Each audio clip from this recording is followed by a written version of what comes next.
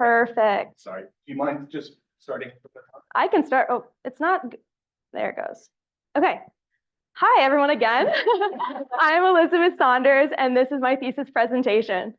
So first, I'll go over how I got interested with the SDGs, and then I will give a history of how I got involved with app development.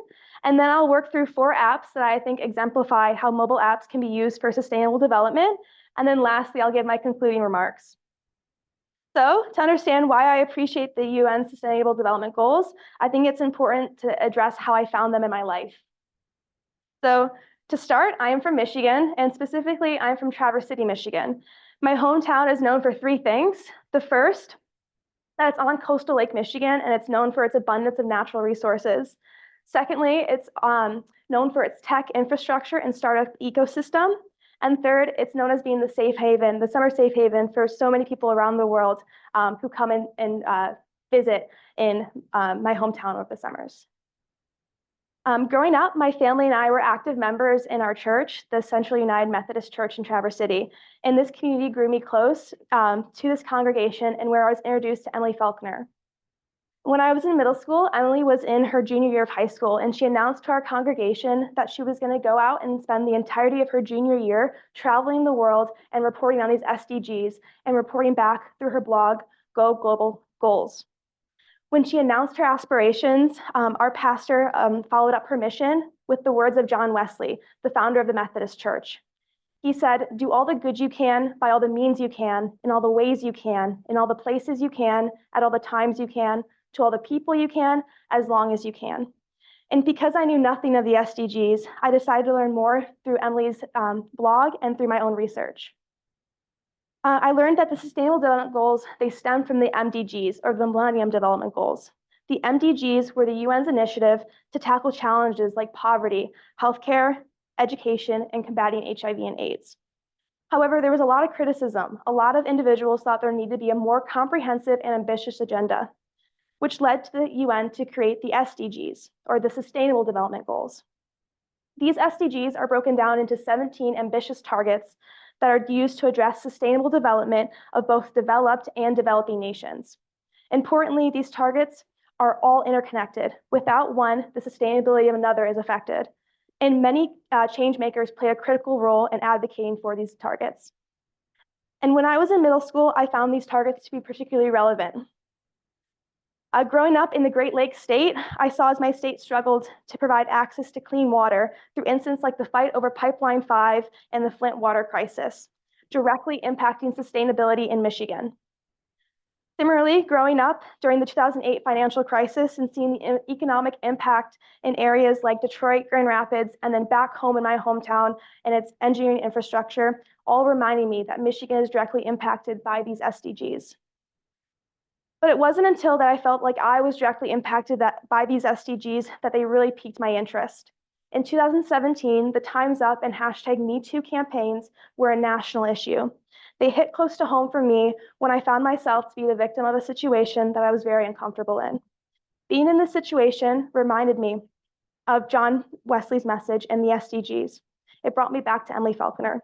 I knew that if I was in a position to affect change and had the ability to contribute good, I had the duty to do that.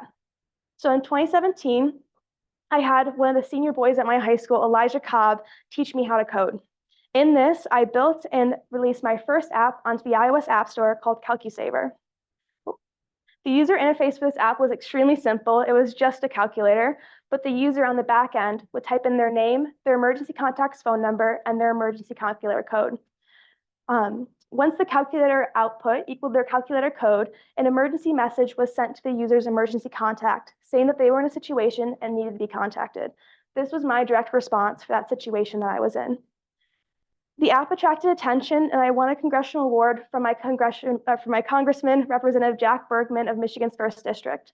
When I was a junior in high school, I was invited to Washington, D.C. to present my app to him and other congressional representatives. The entire experience put into perspective how valuable these SDGs were. Now, when you hear criticisms of these SDGs, it's kind of interesting because you hear the same criticisms from the MDGs for these SDGs, that there needs to be a more comprehensive and ambitious agenda. However, I believe these goals do an excellent job in providing room for entrepreneurs, developers, and change makers to explore, interpret, and expand the meaning of sustainability within the private sector, which is the central motivator for my thesis, that mobile apps should and can be used to be implemented for the UN's SDGs and their initiatives of the program.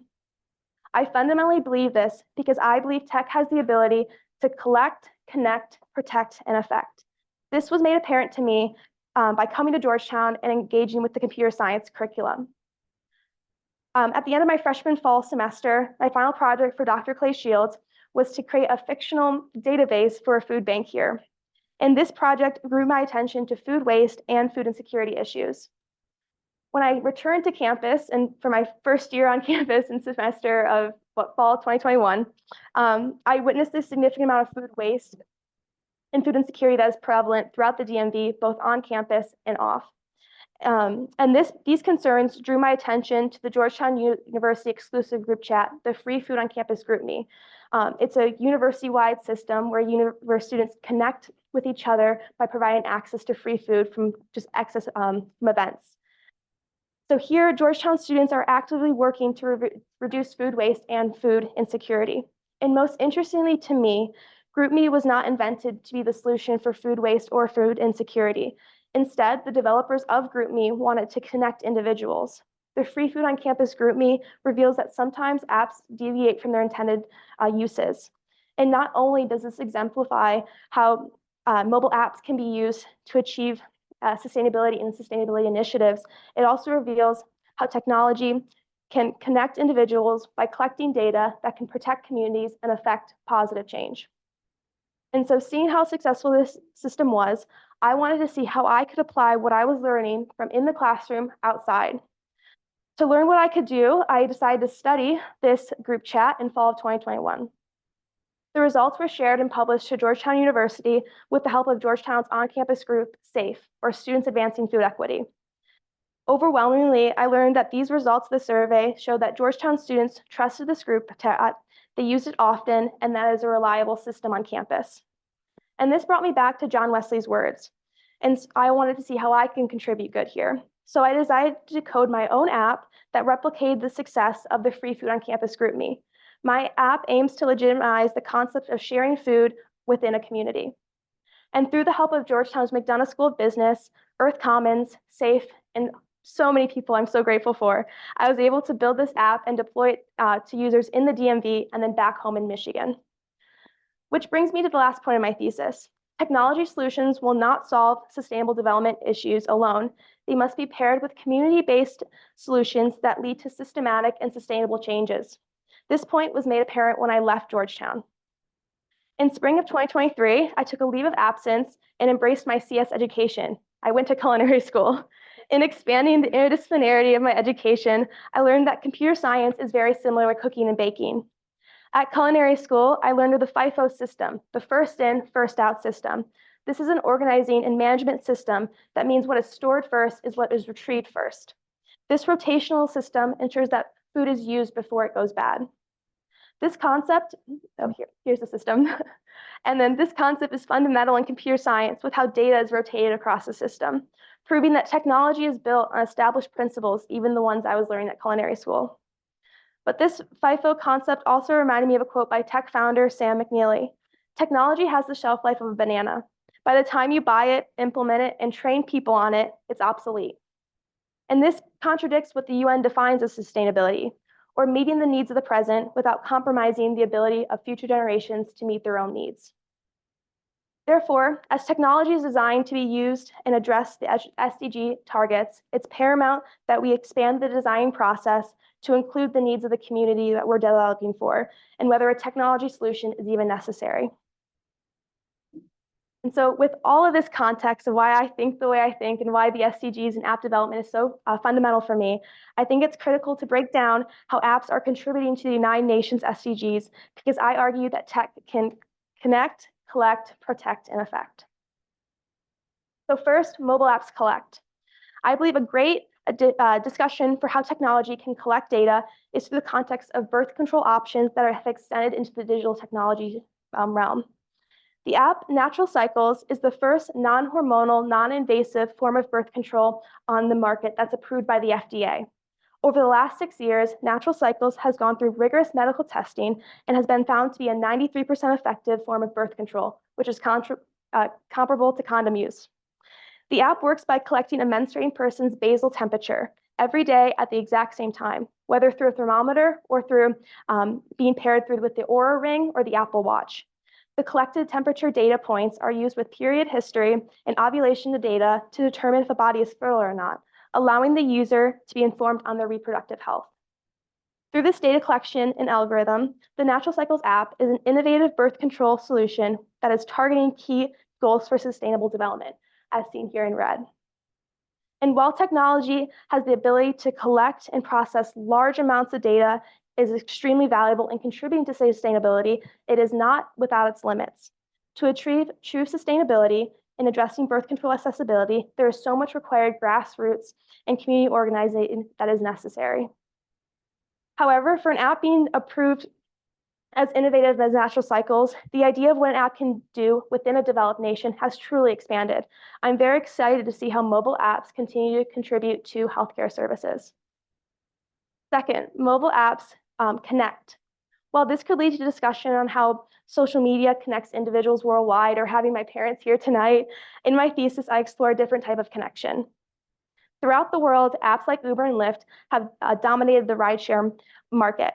These apps have also successfully lobbied in US Congress for the transportation system to be expanded, continuing to push the limits of how integrating and validating mobile apps can be into the mainstream. However, other apps are pushing the means of what a rideshare gig economy can be. Currently, Uber and Lyft take a large percent of the rideshare market. However, these apps have the driver take a small fraction of the cost of the ride. Now, a new app is challenging the status quo. Empower is a ride-sharing app that connects drivers to their riders. In these trips, the driver sets the cost of their ride and receives 100% of the cost of the ride. In doing this, riders pay 20 to 30% less than on traditional options with Uber or Lyft.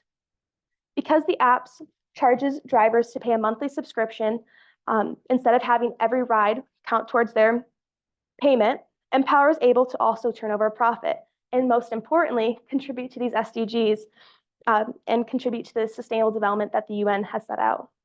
In the case of Empower, drivers are given more autonomy and treated as users to the platform and not like employees, as in the case of Uber and Lyft. Therefore, it is critical for developers to build technology that humanizes the members across its platforms. Because as tech founder Matt Mullenweg said, technology is best when it brings people together. Here, tech can only contribute so much good unless the developers behind their platforms prioritize the people that are using their platforms. Third, mobile apps can protect. While technology offers protections like cybersecurity, it's important to highlight that mobile apps also protect vulnerable populations. For example, in recovery treatment, nations like the US often require individuals who are in recovery to participate in Alcoholics Anonymous, a group that does not ask for anyone to reveal anything about themselves except for their first name. However, when an AA participant is required to go to AA because it's court mandated, they must bring a slip of paper to their meetings and have the chairperson sign their first and last name. In doing this, the chairperson loses their right to privacy by giving who they are. Additionally, the participant who is actively engaging in that AA reveals to the group around them that they're involved with the legal process because they have this slip of paper that they have to get signed by the chairperson, therefore revealing that they are losing their right to privacy. And then lastly, these slips that are moving across the system are easily forged, they're lost, and they're forgotten, which is not reliable for case managers who are overseeing this process, which is where the app Meeting Maker comes in. It is a mobile app where a user swipes into the meeting and a geofence is built and surrounded their location. For the entirety of the meeting, the app will verify that user stays in that geolocation.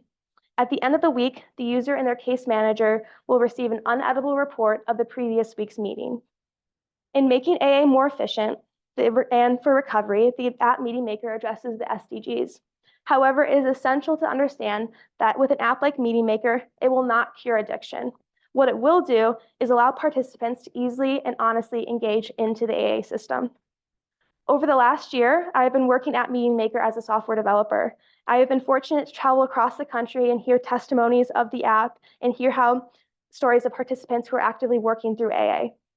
A common criticism of the AA system is that it is not applicable to larger demographics who are not the stereotypical AA clientele or white and Christian and who are men.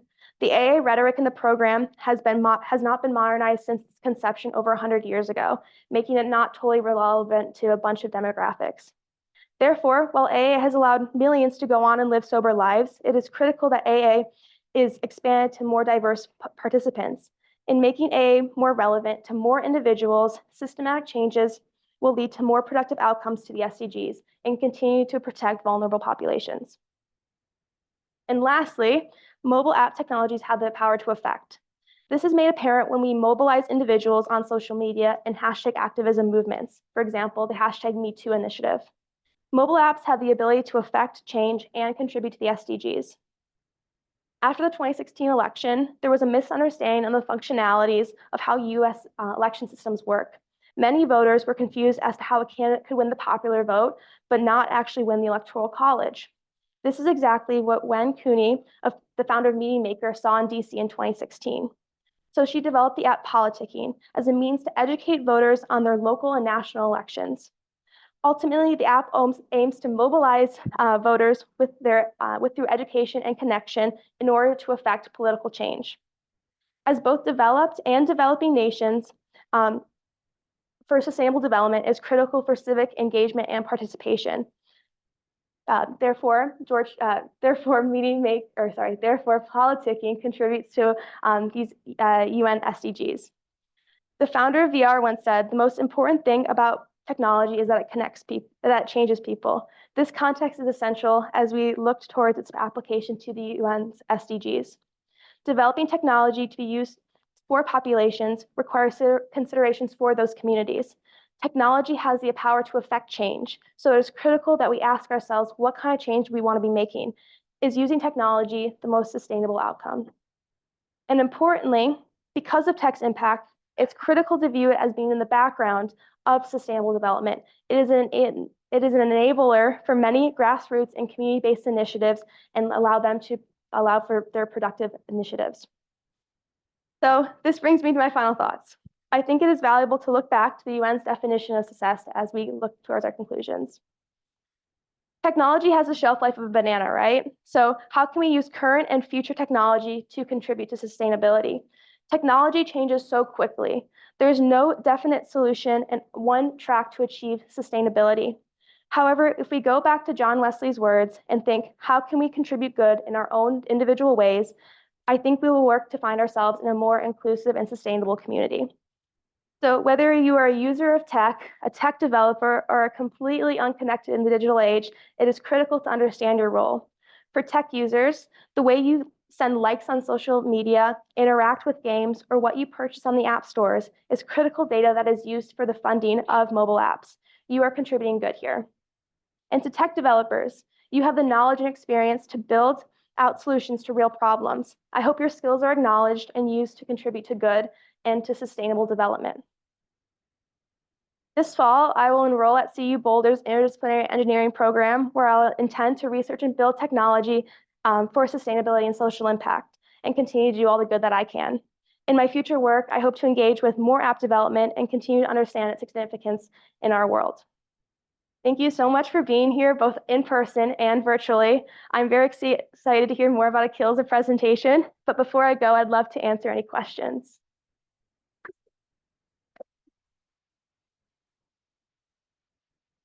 What we'll do is we'll save the discussion for after the second presentation.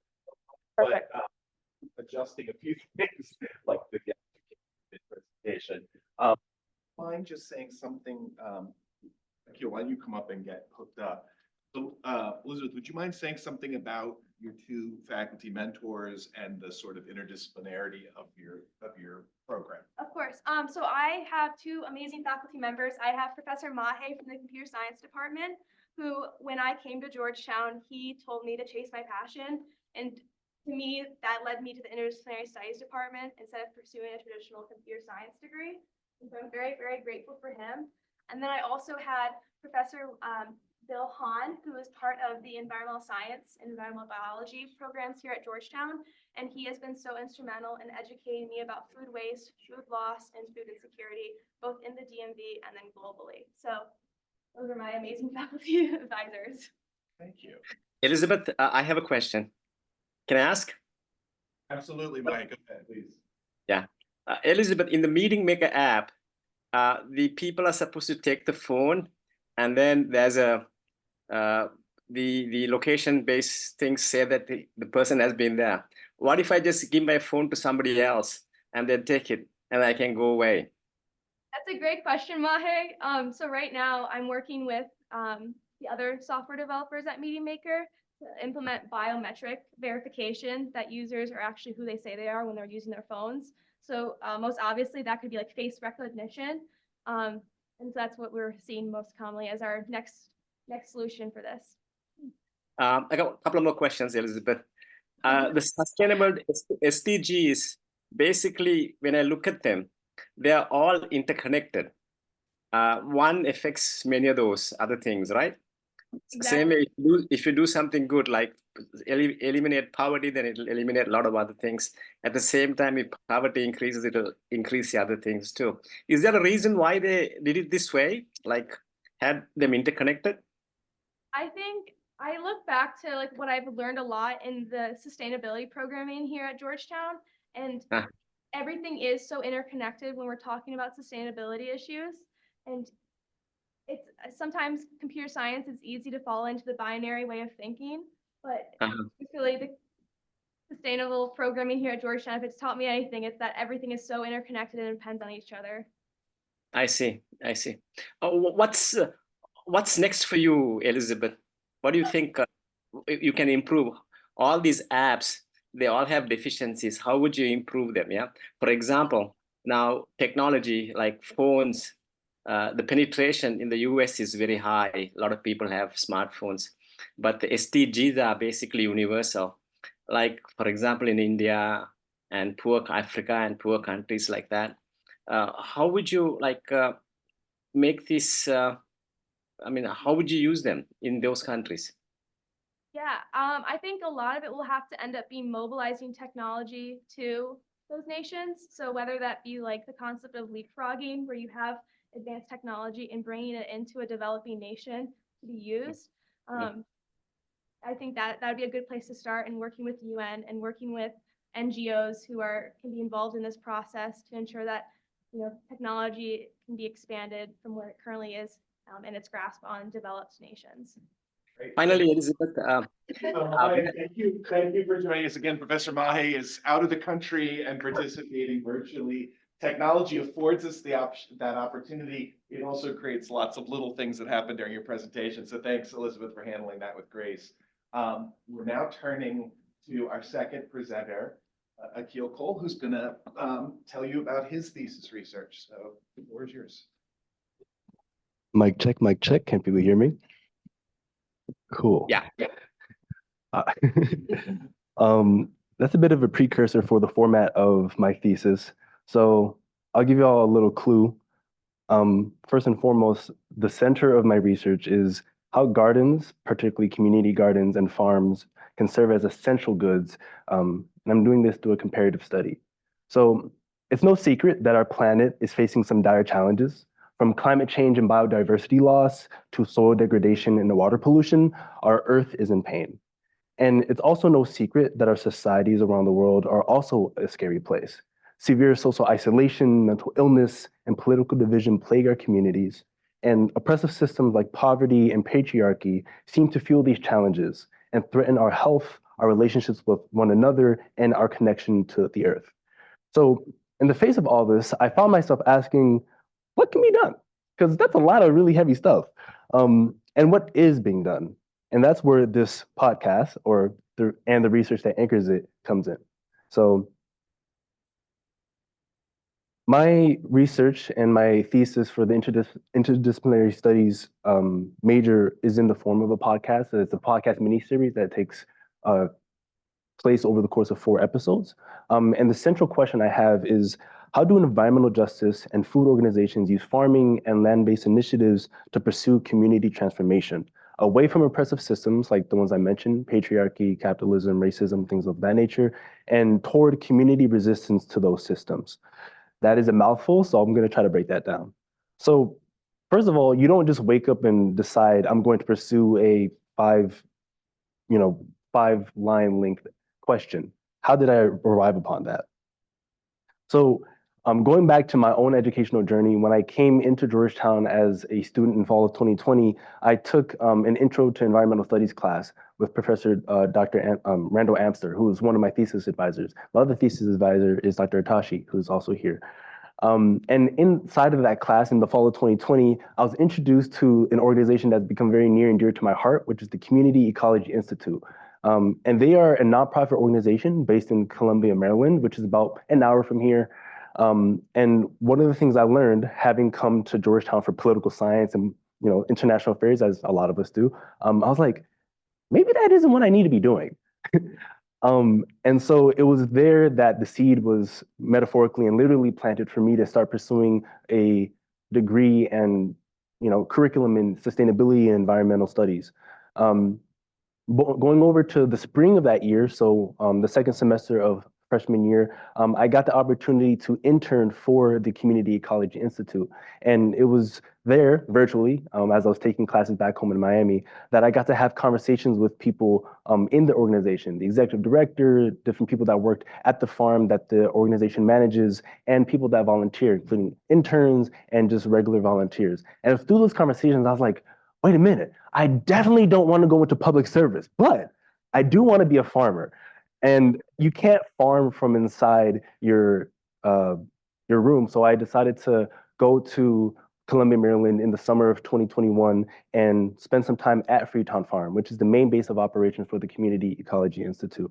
And my first summer there, which was my first out and about activity since everything shut down because of the pandemic, was something that I generally consider life-changing. So this is a picture from that time there. And as you can see at the top picture, there's a very bountiful harvest of really good looking vegetables, cucumbers, spinach, tomatoes, basil, and a whole bunch of other things.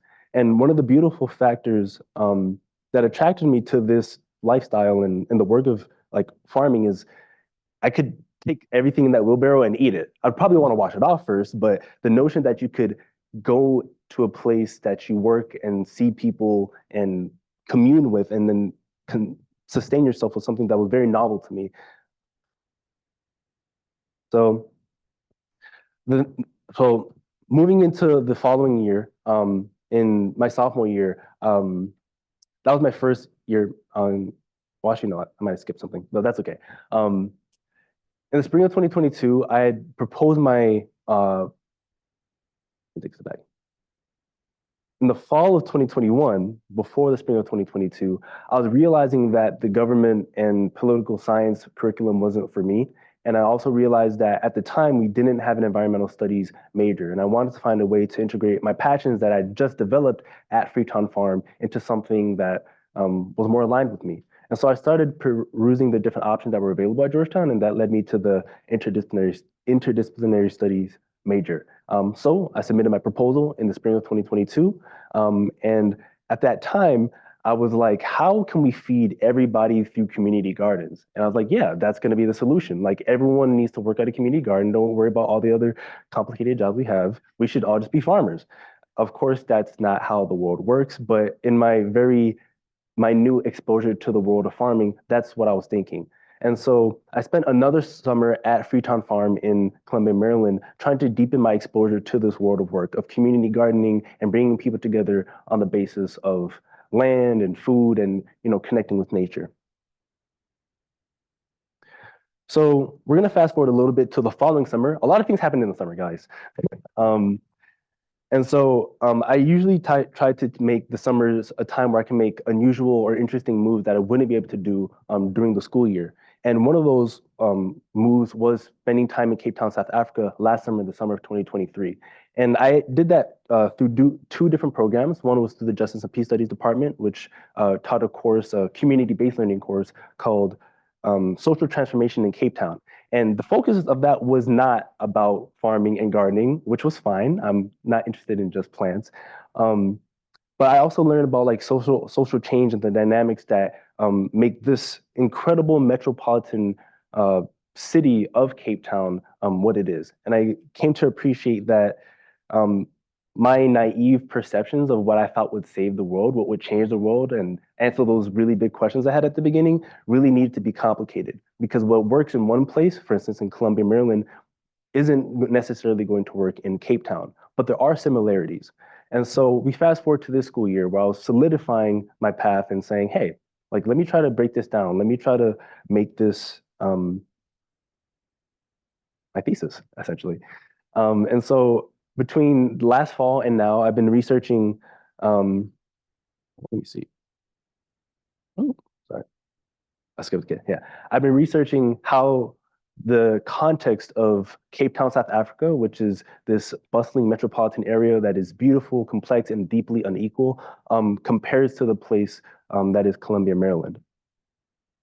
And so before I dive into my methods, I want to provide some important context about these two places. So Columbia, Maryland was a planned city that was particularly founded by this real estate developer named James Rouse in the 50s and 60s. And the purpose of Columbia was to be this city upon a hill in which people were integrated on the basis of race, economics, and religion. And so from the get-go, the purpose of this city and this very interesting social experiment was bringing people together. On the other hand, Cape Town, South Africa is deeply rooted in the history of colonialism and apartheid more recently. So if we look back at 1994, when South Africa ended its system of racialized separation known as apartheid, the economy and the social conditions in Cape Town are arguably worse than they were 30 years ago. And that was something that I learned as a result of my time in Cape Town through my study abroad. And so I was like, how do these situations compare? But also, I saw people farming. I saw people gardening. And I was like, you're doing the same activities, but in a very different place. What does it mean for you to be doing the same thing? And what can I learn from these two situations? So I decided to take a very qualitative approach to gathering my data. So when it came to gathering information on the Community Ecology Institute in Columbia, Maryland, I conducted several semi-structured interviews. So I started with a series of questions that were, loosely structured on my research question, but allowed the conversations I had with volunteers, people within the organization, and within leadership to guide me to where the rest of that conversation would go. Now, my access to people to talk to from Cape Town was a lot more limited and was more time constrained and also space constrained. And so I had to go to other sources. And this is something that I think the interdisciplinary studies major really helps you with, is that it helps you see that there are multiple ways to gather important information. It's just about how you're framing it and also how you're making sure there's enough information on both sides if you're doing a comparison, which I was doing. And so the other organization that I was looking at, which is based in Cape Town, South Africa, is known as Soil for Life. And so the purpose and mission of Soil for Life is to teach people how to grow their own food, particularly through a home food garden training model. And they have a series of courses that enables people living in the outskirts of the city to learn how to grow their own food. They've been in operation since 2002. And since that time, they've helped over 8,250 people learn how to grow their own food in their backyards and form a network of community gardeners. And so I used this book known as Women of the Soil, which compiles the stories of 10 of the people that have been helped by or have been trained by Soil for Life to gather some of the same information that I would have gathered if I had access to semi-structured interviews. So this is where I had to put on my research hat, because this is something I hadn't done before. So I took all this information and made a series of transcripts, and I was like, okay, how am I going to make sense of interviews and extracts from this book and news articles and things like that? And I had to create codes. And for me, I don't know if everyone in the room knows what codes are, but I had to learn that they're simply labels, right? Labels for subtopics in a discussion. So if I'm talking about urban agriculture, community gardening, farming, those are really broad things. So I had to break it down because I was also combining other things like oppression and community transformation and all these jargony terms in social science. And so I started with these 5 codes: role of farming and gardening, other land-based initiatives that weren't just farming and gardening, like bird watching. Like you do that at a place, right? I also had to code for things like oppressive systems that were at play in Cape Town and in Columbia, Maryland. And then I also looked at community transformation, going from one thing, existing as one thing, and then changing to another. And finally, community resistance to the oppressive systems at play. I started with 5 and then ended with 11. Because I was like, wait, all this information is so interesting. I've got to like make sure there's a proper code for this. And I was like, this is great. And then I was realizing, oh my God, I can't like, this is going to be unintelligible to like my podcast audience. I was like, okay, let's break this down. And hold on. That was a mistake. I was supposed to break that down into 4 themes. So all those 11 codes became 4 themes overall. And those themes are the following. So the things that I combined and consolidated were in this study was healthy human relationships were essential, both in Soil for Life in Cape Town and in the Community Ecology Institute. Also had themes for the oppressive systems that were at play and how these communities were working against these systems in big and small ways. I also looked at how gardens and farms act as essential goods, not just supplementary goods, not just nice to have, not just things that rich people in the suburbs get to have access to, but really are essential to a vision of a more sustainable future. And then finally, I looked at the organizational features of these 2 in Cape Town and Columbia to see like what's making them work, what's made them successful, how can Soil for Life have existed since 2002 and still continue on, 20 plus years later. So here's some of my key findings, not all of them. I'm not going to go into extreme depth, but first and foremost, human relationships were at the center of everything that the Community Ecology Institute did and Soil for Life did. So one thing I learned was that newcomers to the farm, whether you're a first-time volunteer or a visitor, a public official, folks would come to the farm in Maryland and learn things like gardening, item repair, like if you have a broken chair, why throw it away when you can learn how to fix it at the farm, bird watching, and many other things. And they would be welcomed by staff members, interns that had been there for a while, folks like myself who ended up being there for 2 summers. And they would learn those skills and transmit that to other people that came back to the farm or to their neighbors, friends, and family. And it was through these healthy human relationships that people came back to this natureful place. It wasn't just that like, oh, it's a really wonderful place. We have a lot of places. We call ourselves a community, but community is more than just a group of people in a space. Like at this moment, perhaps we're a community because we're all having meaningful engagement with, Elizabeth and I's, presentations, but a community goes deeper than just being physically in the same place. Similarly, I saw that human relationships were essential for Soil for Life. So the founder of Soil for Life was this woman named Pat Featherstone, who unfortunately passed away in 2021. But she founded the organization from a place that was rooted in her childhood. So she grew up in Zimbabwe and moved to South Africa later on, but was very fond of the way that her mother and her family enabled her to have the agency to explore nature, to climb trees and get, muddy and things like that. And that might seem trivial. It might not be something that you spend an entire thesis talking about, but it's those memories that you have of your parents, enabling you to explore that tells you what you might want to do in the future. And in this case, that was important for her. And so these human relationships we have with like our intimates, our family, our friends, our romantic partners, things like that, enable us to, change the world. Like her organization enables people to grow food in the places where food is scarce or poverty is high. And so it's really important to remember that at the center of all these things is human relationships.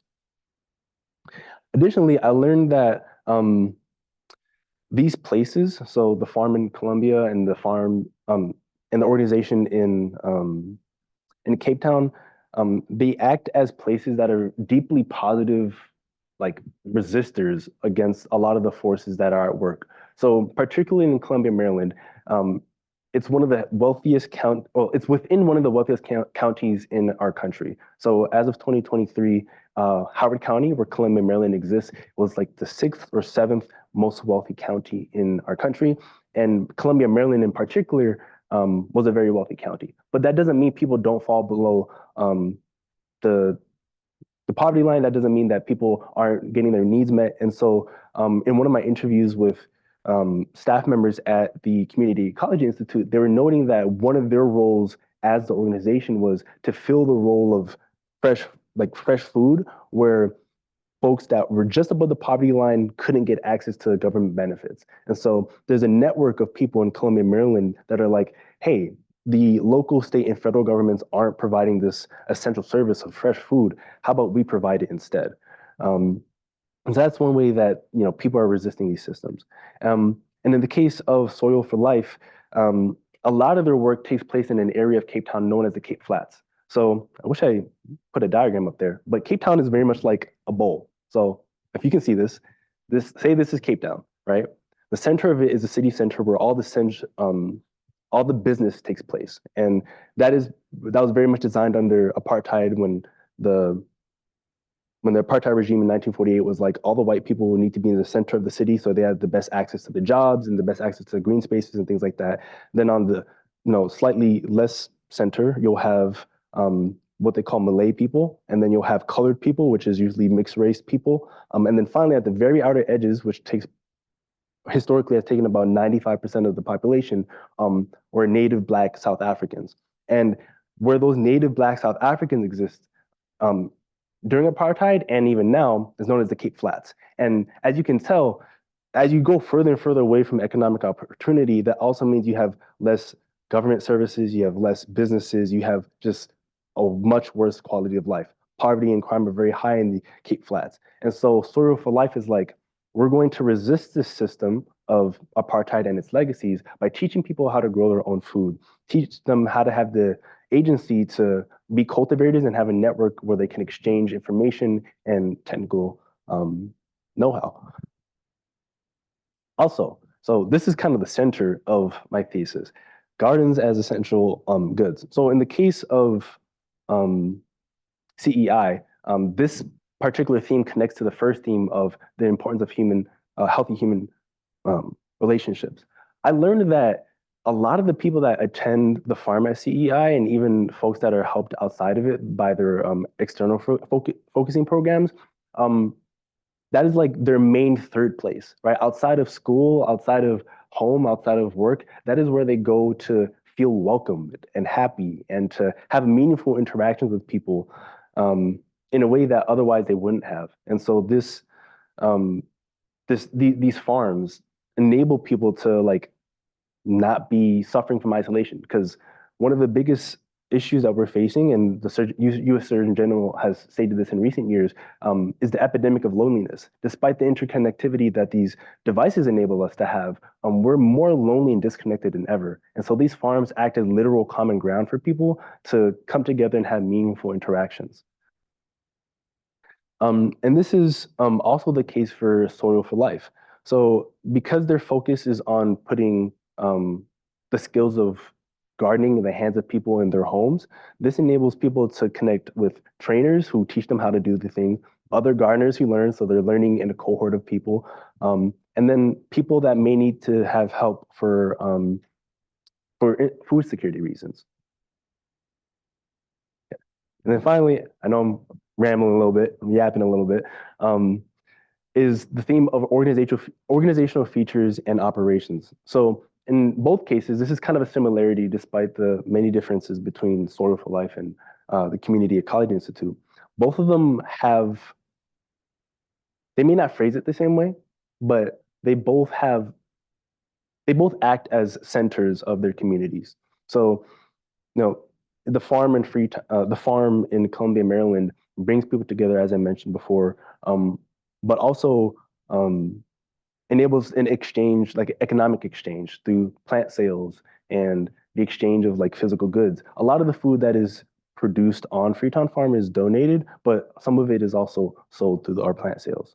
And in Soil for Life, people can sign up for workshops and do other things that aren't directly related to growing vegetables and fruits. So it's important to their operation and their success that they can act as these centers of gathering.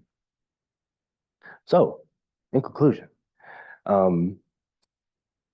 there were a lot of facets to my research that I didn't get to touch on. There were organizations that I thought I was going to be able to access. And I mentioned that in my podcast, like I got to meet some really incredible people in my 2 stints in South Africa. And I hope to continue this, sort of project when everything is solidified with graduation and with the thesis being done. But it also reminded me that like research is just a starting off point. Like when this is completed and we have our questions and we go away and do our own things, like those people are still going to continue to do the work. I'm still going to continue to do the work. And so research is just a starting point. And I was also realizing that in doing this, I was very intimidated. Like research like really scared me. And it still kind of does scare me, I'm not gonna lie. But it's also like reminding me that research is just an expression of curiosity and it's something that you can only get better at. It's an iterative process, as Dean Cook and Dr. Tashi very frequently remind me of. And please continue to encourage me to be iterative about my things. There are more thoughts, but I'll conclude there. Thank you.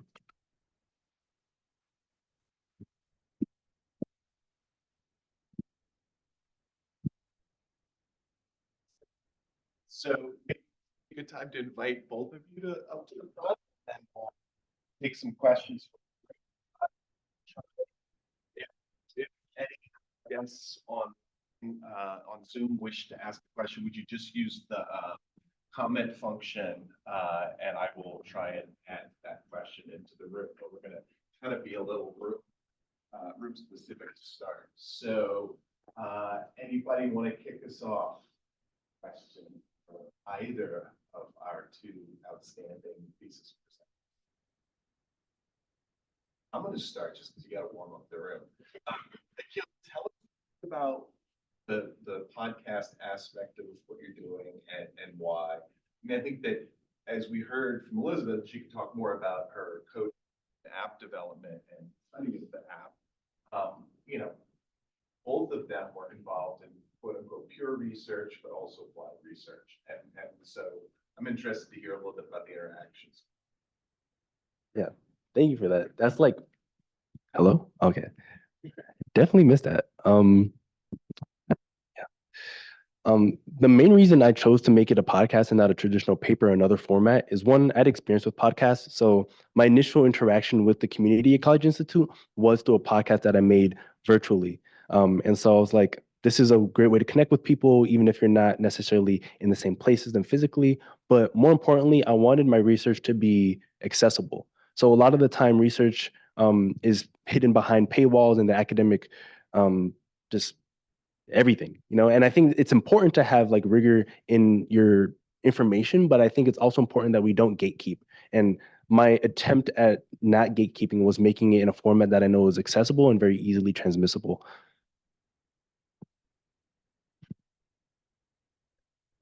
Tell them what your podcasting experience was.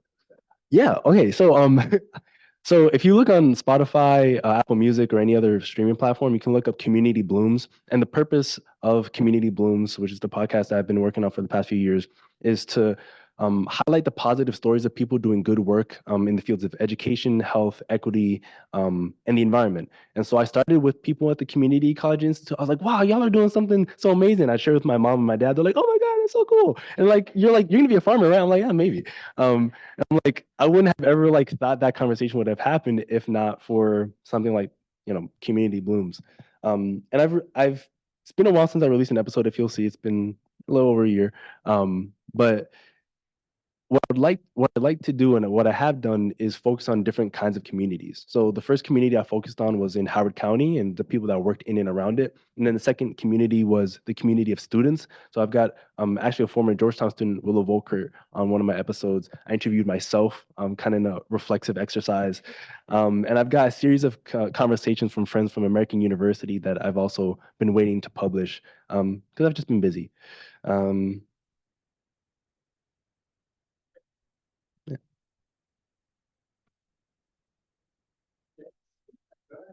Tell us who you are too. I'm Juan. Name is V. My roommate. Field roommate. So you're trying to say that. I was curious because Elizabeth, in your presentation, you said how tech and like apps can serve as a great way to connect people to kind of like serve as a foundation.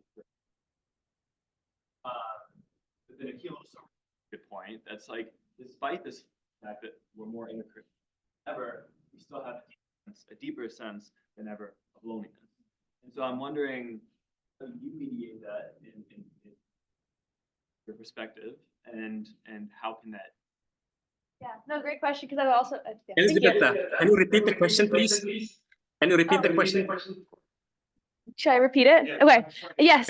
Okay. So for Mahe and other viewers at home, what the question was is that I was saying that technology can be a great enabler for connecting individuals, whereas in Akil's presentation, he was advocating that sometimes technology, even in the world of technology, people are still so isolated and not connected, and it leads to isolation and loneliness. Is fair? Okay. So that was the question. Thank you. And I think that's a great point. As Akil raised that, I was also thinking about that and about what I said as well. And I think a lot of it does stem is that tech can only go so far, right? A lot of what we need is on the ground work, right? So as what Akil was advocating for in his podcast series, advocating, having a conversation, getting people together is a great means of how tech can help enable that. But tech inherently, it is flawed, right? It's only going to get better. It's only going to create more connections. But as it exists right now, it can be quite isolating, especially when you look at social media and those applications there. But I'm excited to see where it's going to go and how it can continue to connect individuals, and like even podcasts, right? They weren't a thing years ago, but now I feel like everyone has their favorite podcast that they listen to, right? And we have to thank technology for that. Do you want to contribute anything? Perfect. Wait, Catherine, I'm gonna give this to you.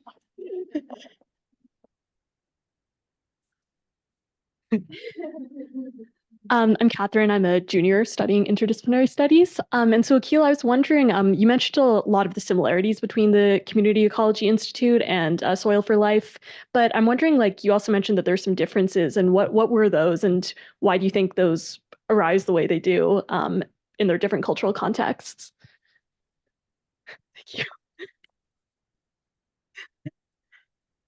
Thank you. Yeah, really dope question. So one of the main things is their age, right? So the Community Ecology Institute was founded in 2016 out of the doctoral research of the executive director, who's still the executive director, and the missions are very similar. So I won't necessarily go into that, but their models are quite different. So Soil for Life started as a organization focused on getting people to start community gardens in and around the Cape Flats and parts of Cape Town. And they found that there was so much attrition with community gardens and like a lack of ownership, because there's like the kind of like the free rider problem of like, hey, we've got community gardens, but without a real sense of stewardship, and also the external pressures of like poverty and crime and things like that, it made it really hard to make that a sustainable model. So they pivoted to home gardens and the training programs and the educational programming, and that enabled them to survive, and not just survive, but like thrive. They actually have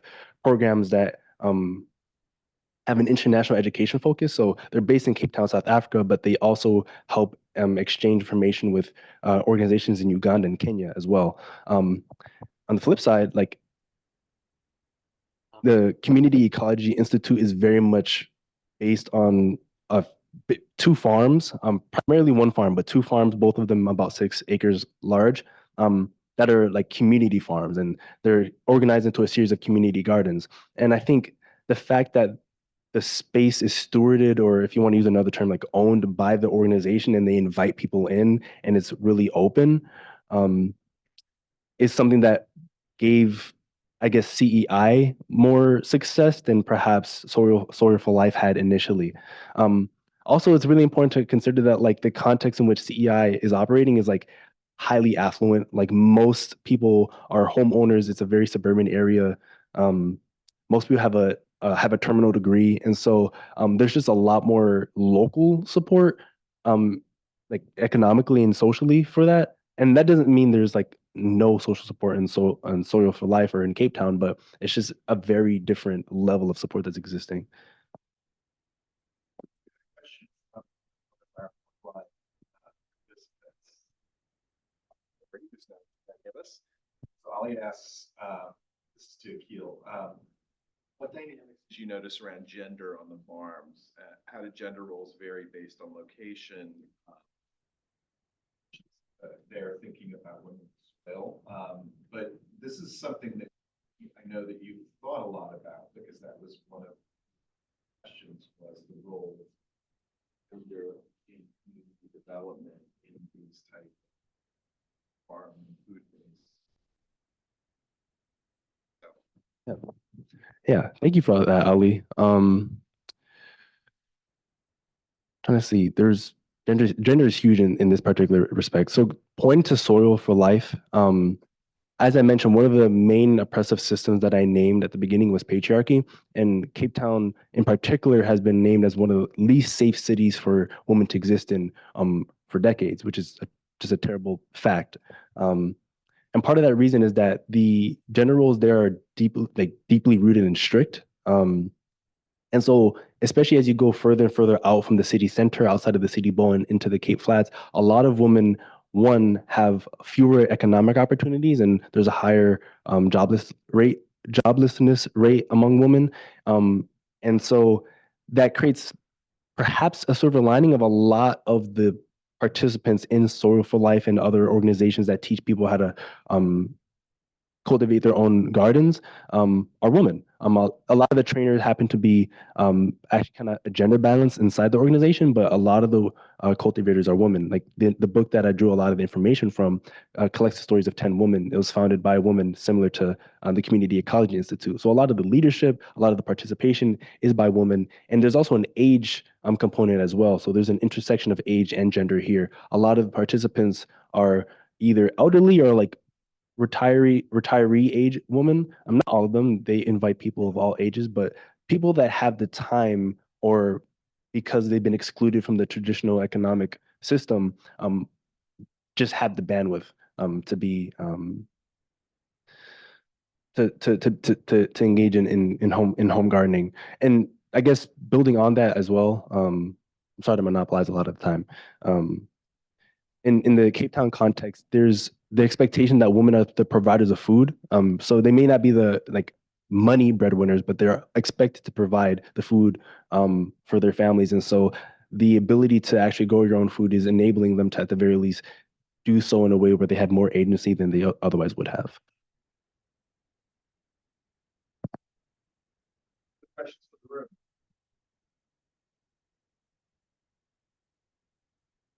Method question, Elizabeth. When you looked at your 4 apps that sort of capture this beautiful vision and sort of method, sort of thesis statement you have about what technology does, sure, yeah, I'll engage with this. I was curious how you went about the process of selecting those 4 exemplary apps that are doing exemplary work, and sort of how that worked methodologically for you. That's great place to go. So when I was selecting these apps, they all kind of, I'm a tech optimist. I hope that came across in this presentation. And so, and one of the things is I always just ask people what apps they're using and what they're engaging with. And for example, I was talking to one of the seniors in our year who's doing the encampment and kind of engaging with that work here at Georgetown. And he was telling me how they don't want to be using GroupMe. They want to be using other apps like Signal. And so when I was creating kind of the process of what apps I wanted to talk about for this presentation, a lot of it was just asking different individuals what apps they're using and how it can continue to affect those kind of that vision that I laid out. So if anyone wants to tell me about any cool apps, I'd love to hear about them because I could talk about them for hours. But yeah. Any other questions? Here, I'll give this to you, Clark.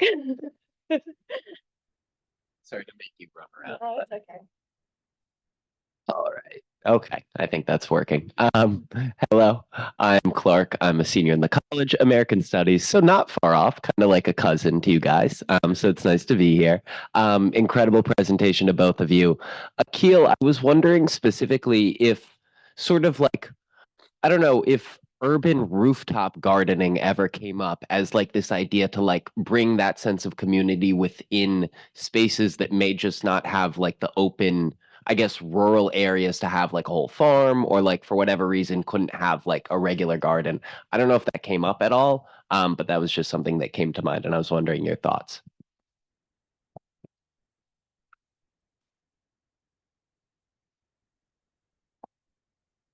Short answer, yeah, it did. Kind of touching on like the thing I alluded to in the end, there are so many different forms of gardening and there's so many different forms of cultivation. And I just kind of focused on the ones that I had the most immediate experience with. But it's something that I touched on, but definitely don't have a deep understanding of, but would love to look into in like maybe another part of the mini series.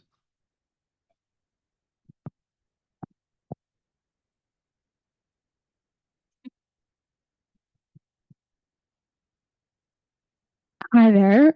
My name is Emily. I'm also in the Interdisciplinary Studies program here. I have another question for Akil. What was the role of education in these institutes and farming experiences that you had for young children, especially?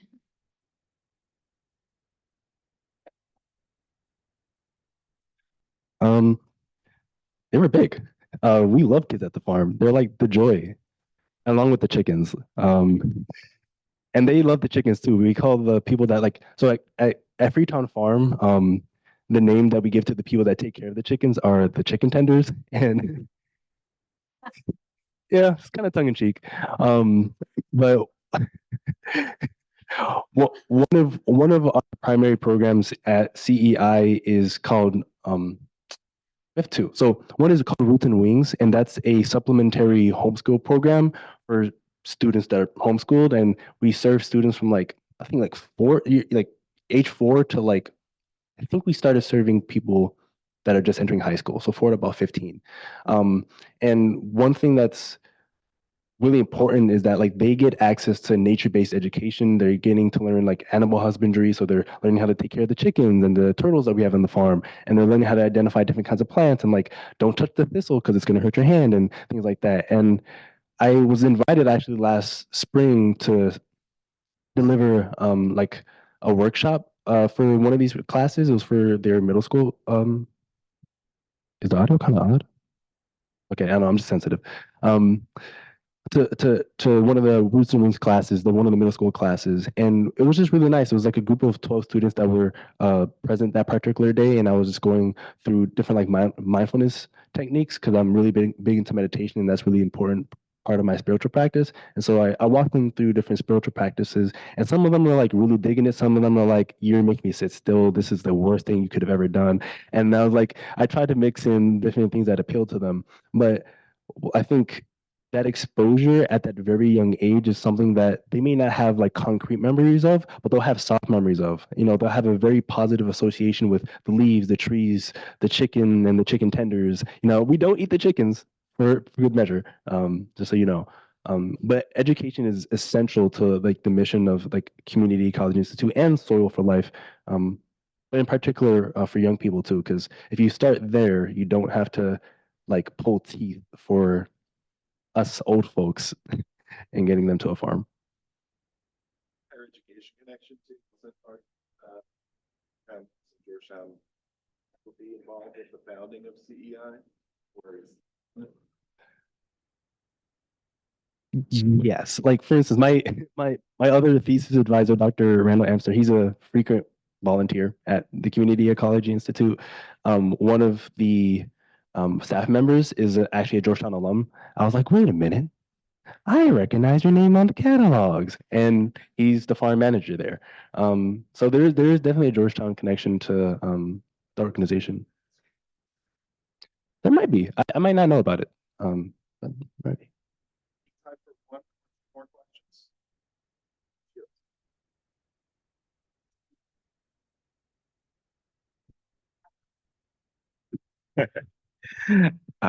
Actually, I was wondering if you both could speak to how what you did in your thesis research is related to what you did in sort of classrooms. And actually, sort of specifically, is there anything that you sort of learned through your thesis research that worked to, I don't know, that ran counter to stuff you learned in classes? So I guess I'm just curious as to how your research worked to expand the work you were doing in classroom stuff? And I know, like, because it's interdisciplinary, you weren't on sort of like a single track, and you were often sort of having to juggle, different types of learning, different types of findings. But I'm just really curious, was there ever a time where you sort of doing your research and you're like, oh, damn, the stuff I learned in class was like straight up wrong, like, or not useful in practice based on research stuff. So yeah, both. This is a question for both people.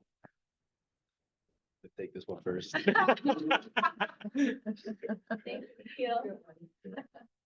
Well, I would say 100% of what I learned in class has contributed to how I think and how I have presented my thesis. I took a lot of classes through STIA, and I think that department is very inherently very interdisciplinary. I had lecturers who worked at the UN, who were at the World Bank, who came from so many great backgrounds that helped me think the way that I did.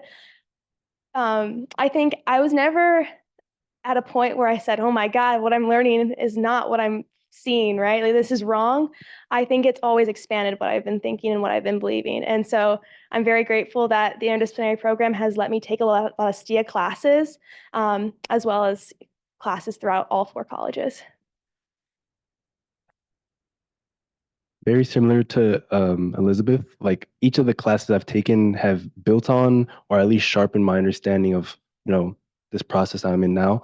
I will say I did get some severe whiplash going from the farm and like gardening and then taking my intro to IR class. Like, that was brutal. And like, I mean that like seriously, because I was here like learning that like there's hope in the world and that people are good and that they're generous and that not everything is tied to a dollar amount. And then I'm like learning about like realism and like how the state is like a realistic, is not a realistic, is a logical self-interested actor that is not at all irrational and always acts in the best way possible. And I'm like, well, that's not true. Like, that's flatly not true, but it's also, that's kind of the foundation of a lot of people's understanding of how the world works. And so I think I often thought about that way coming into Georgetown, and those experiences of experiential learning and seeing people operate on a different model, both can technically be true, but not always at the same time. And I realized that like my experience, direct experience, ran very counter to some of the principles I was learning in classes like Intro to IR. Great question. Howdy. And yeah, 2 more. Last 2.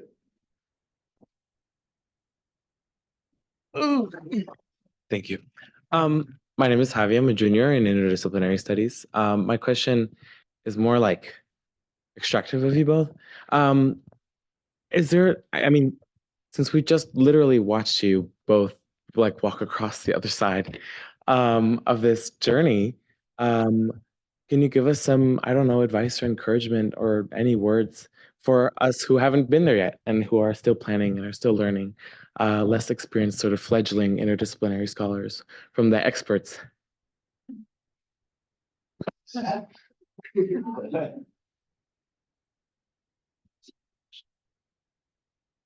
think really my advice is simple. It comes back to what Professor Mahe always tells me, and that's just to chase the passion. If it leads you to do something that you want to be doing, do it. Like, life's too short not to be embracing every opportunity and taking it, and full strides. And there's so many opportunities happening on campus that I feel so grateful for my time here that I was able to do so much. So thank you to Dean Cook for letting me take my leave of absence, because like even having like some culinary school in my education was like the coolest thing ever. So if you're excited about something, do it, and you're never going to regret what you wanted to do. Retweet. And also, I heard this in my theater class yesterday, which is cross-listed for JUPS, which, because I'm an IDST major, I'm pretty sure counts towards my degree.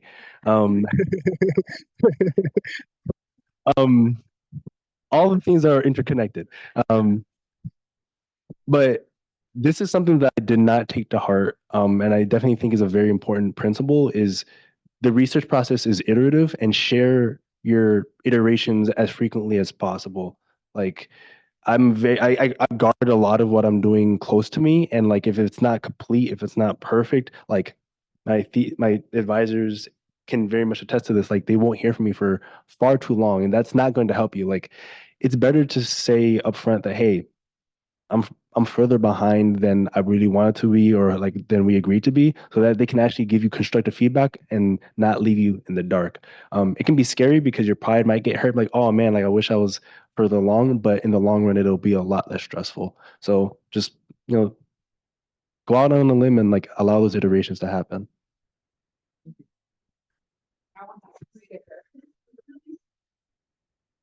One last question, yeah. Like a good one. Okay, this is for you, Akil.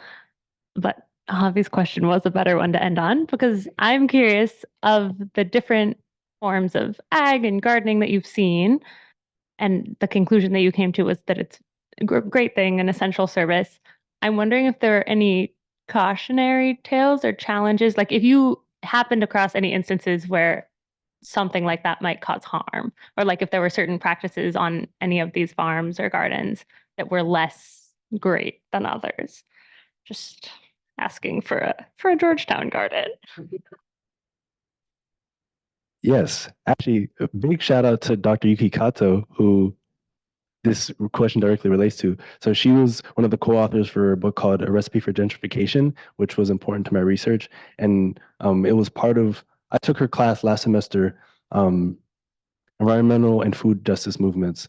And one of the things we looked at is one of the follies of a lot of these organizations, be it like community garden organizations or environmental justice organizations, is the creation of a hero. And not necessarily because heroes are a bad thing or hope is a bad thing, but when we put too much emphasis on a single individual, particularly in a collective and community process, regardless of the methodology that they're using, that puts a lot of pressure on them individually, but also removes responsibility and accountability for the collective.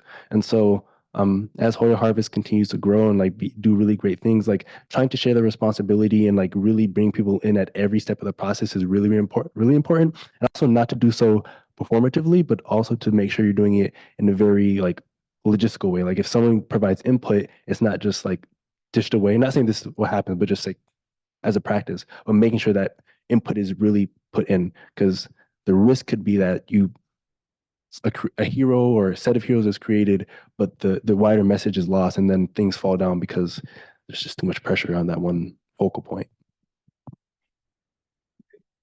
Thanks again.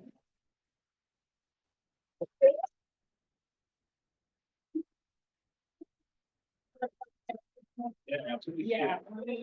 Thanks to our guests online. We really appreciate your presence. And yeah, I'll jump in there a minute. And then just we're done with the formal program. Come up and congratulate Akil and Elizabeth. Thank you guys for being here. Sorry to say. I'm coming.